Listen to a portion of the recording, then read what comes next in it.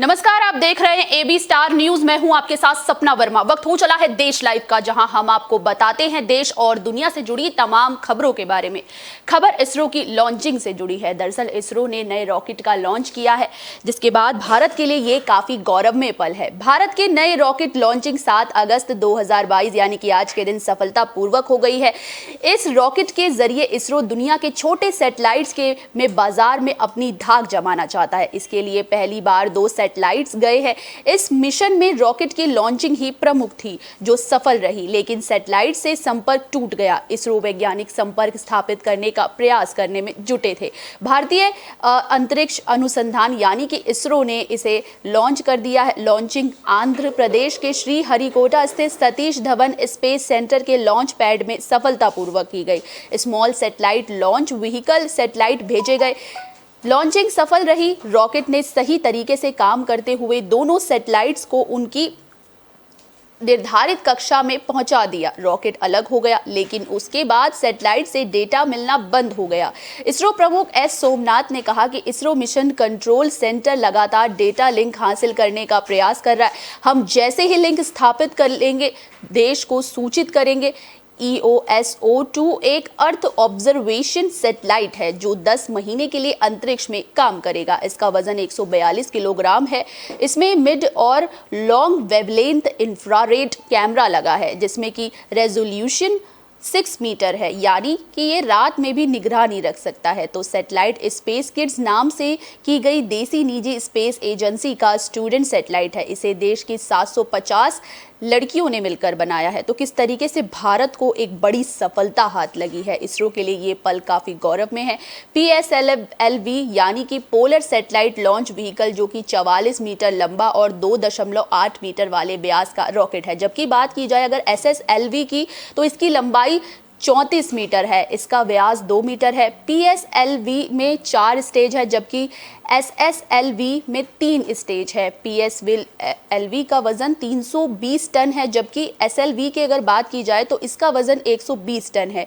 PSLV का 1750 kilogram वजन के पेलोड को 600 किलोमीटर तक पहुंचा सकता है, जबकि अगर SSLV की बात करें तो 10 से 500 किलो के पेलोड्स को 500 किलोमीटर तक पहुंचा सकता है। PSLV 60 दिन में तैयार होता है, जबकि SSLV में 72 घंटे में तैयार करने में इसे लगता है। तो किस तरीके से जो है इसरो को एक बड़ी कामयाबी हाथ लगी है, जिसके बाद भारत के लिए ये पल काफ़ी गौरवमय है।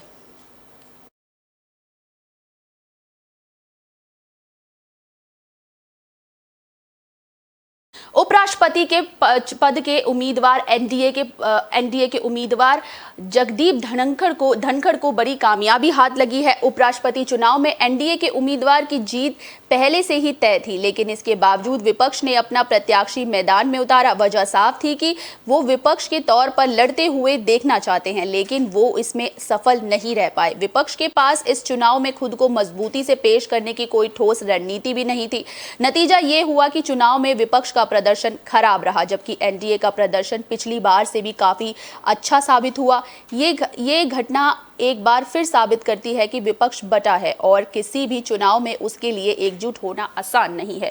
पिछले उपराष्ट्रपति चुनाव में एनडीए के उम्मीदवार रहे एम वेंकैया नायडू को 516 मत मिले थे, जो कुल मान्य मतों में 760 का 68% था, जबकि विपक्ष के उम्मीदवार गोपाल कृष्ण गांधी को 32% यानी कि 244 मत मिले थे। उम्मीद की जा रही थी कि इस बार विपक्ष का अच्छा प्रदर्शन होना चाहिए, लेकिन ये और भी खराब रहा। विपक्षी उम्मीदवार मार्गरेट अल्वा को मान्य मतों का महज 26% यानी कि 182 मत मिले, जबकि एनडीए उम्मीदवार जगदीप धनखड़ को 74% मत मिले। अकाली शिवसेना भी एनडीए के साथ गए।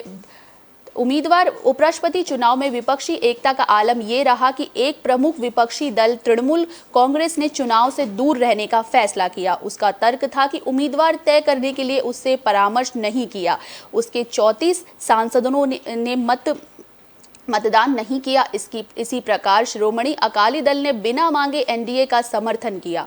उसका तर्क है कि धनखड़ किसान पुत्र है, इसीलिए उनका समर्थन किया। जब ये सब प्रक्रिया चल रही थी तो महाराष्ट्र में शिवसेना में टूट हुई और जो शिवसेना पहले विपक्ष के साथ थी उसका बड़ा हिस्सा एनडीए के साथ चला गया। चुनाव के अंत में ये स्पष्ट हो रहा था कि विपक्षी एकता का दम भरने वाली टीआरएस किसके साथ है। मतदान से एक दिन पहले टीआरएस ने विपक्ष के उम्मीदवार को समर्थन देने की घोषणा की। आखिर सवाल ये उठता है कि जब वो सरकार के साथ नहीं है तो फिर विपक्ष के उम्मीदवार को समर्थन में देरी क्यों? सिर्फ इसलिए क्योंकि विपक्षी दलों के आम अपने अपने हित हैं जो आपस में टकराते हैं और जिसके चलते वो एकजुट होकर ताकतवर नहीं बन पाते। तो किस तरीके से भारी मतों के साथ एनडीए के उम्मीदवार की जीत हुई है। उपराष्ट्रपति चुनाव में एनडीए के उम्मीदवार जगदीप धनखड़ की जीत हुई है, जो कि अपने आप में एक बड़ी जीत है। इससे पहले राष्ट्रपति के चुनाव में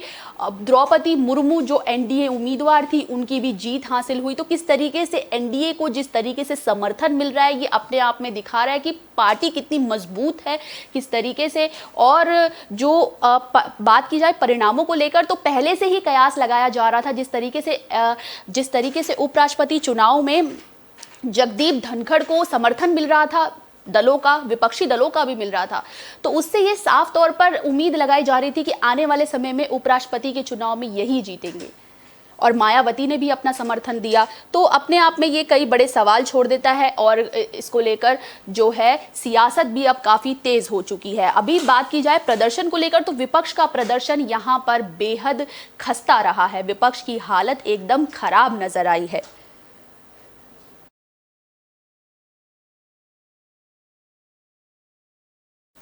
कोलकाता में सीआईएसएफ के जवान ने अपने ही 2 साथियों पर गोली चला दी, जिसके बाद इलाके में अफरा तफरी मच गई।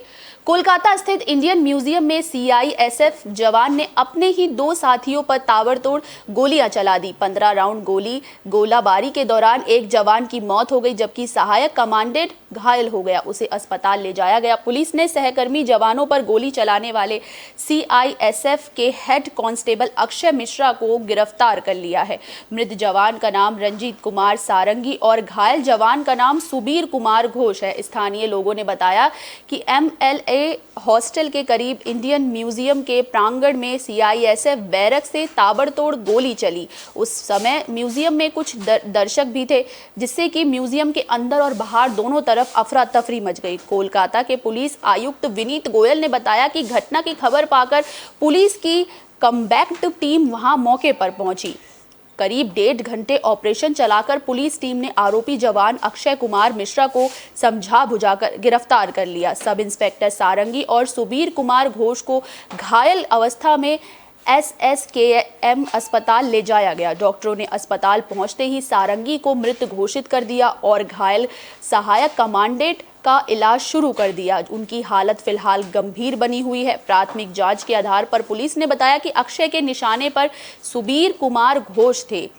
अक्षय ने एक दूसरे जवान से AK-47 छीनकर गोली चला दी थी। इस दौरान सारंगी सामने आ गए और उन्हें गोली लग गई। न्यू मार्केट थाने की पुलिस ने बताया कि अक्षय कुमार जांच में सहयोग नहीं कर रहा। शुरू में उसने बताया कि 1 महीने पहले उसके पिता की मौत हुई थी। वो छुट्टी मांग रहा था, लेकिन उसे छुट्टी नहीं दी गई, जिसके बाद वो पुलिस के सवालों का जवाब नहीं दे रहा। सीआईएसएफ कांस्टेबल लगातार अपनी AK-47 राइफल से फायरिंग करता रहा। सीआईएसएफ बैरक म्यूजियम की बैक साइड पर स्थित है। आरोपी कांस्टेबल म्यूजियम के अंदर ताबड़तोड़ गोलियां बरसा रहा था, जिसकी आवाज बाहर तक आ रही थी। सूचना पाकर पहुंची कोलकाता पुलिस ने म्यूजियम को घेरकर आरोपी को पकड़ा। म्यूजियम के बैरक में ये घटना हुई, जो कि भारत का सबसे पुराना और सबसे बड़ा संग्रहालय है। तो इसको लेकर जो आईजी विनीत गोयल है, उन्होंने क्या कुछ कहा है वो भी आपको सुनाते हैं।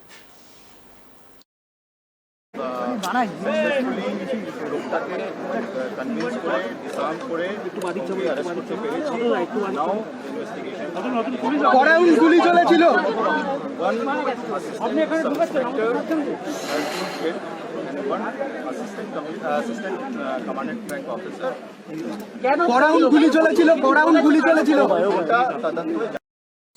मणिपुर में सांप्रदायिक तनाव देखने को मिला। दरअसल यहां हालात बद से बदतर होते दिख रहे, जिस वजह से 5 दिनों तक इंटरनेट सेवाओं पर रोक लगा दी गई है। मणिपुर के बिष्णुपुर में 3 से 4 युवकों की ओर से एक वैन में आग लगाने की घटना के बाद राज्य में तनावपूर्ण स्थिति बन गई है, जिसके बाद राज्य सरकार ने पूरे राज्य में 5 दिन के लिए इंटरनेट सेवाओं को बंद कर दिया है।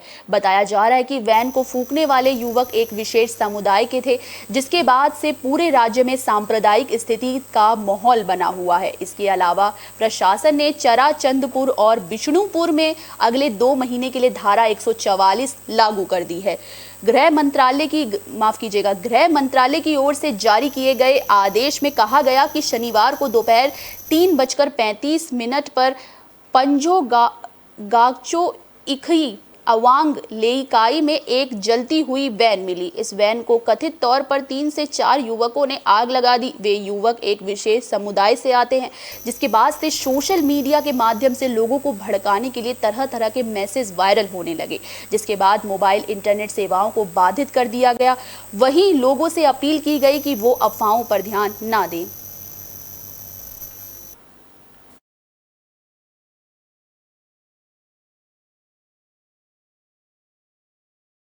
बुलेटिन के आखिर में बात करते हैं देश में बढ़ते हुए कोरोना के मामलों की। कोरोना के मामलों में लगातार उतार चढ़ाव देखने को मिल रहा है।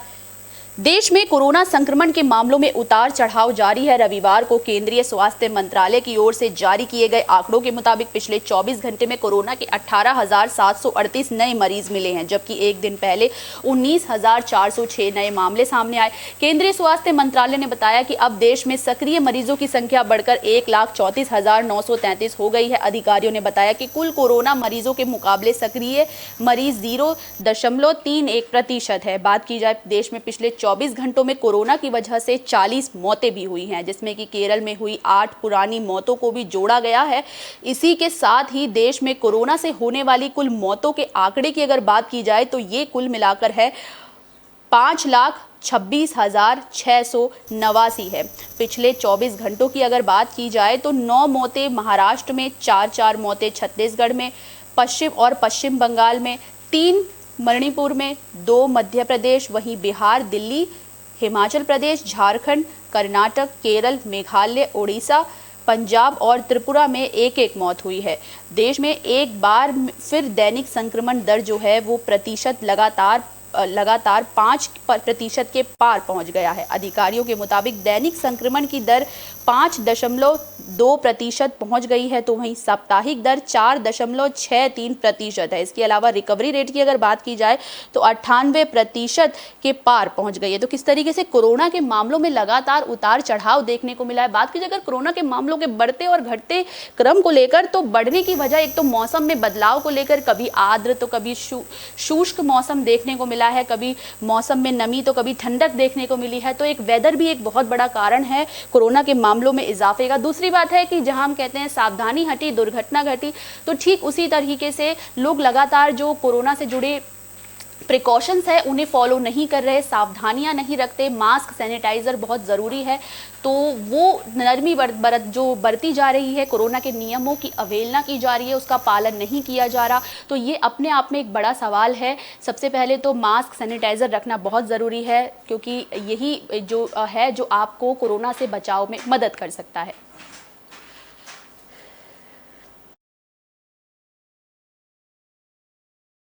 देश लाइव में फिलहाल के लिए बस इतना ही। मुझे दीजिए इजाजत। देश और दुनिया से जुड़ी तमाम खबरों के लिए देखते रहिए AB स्टार न्यूज़। नमस्कार।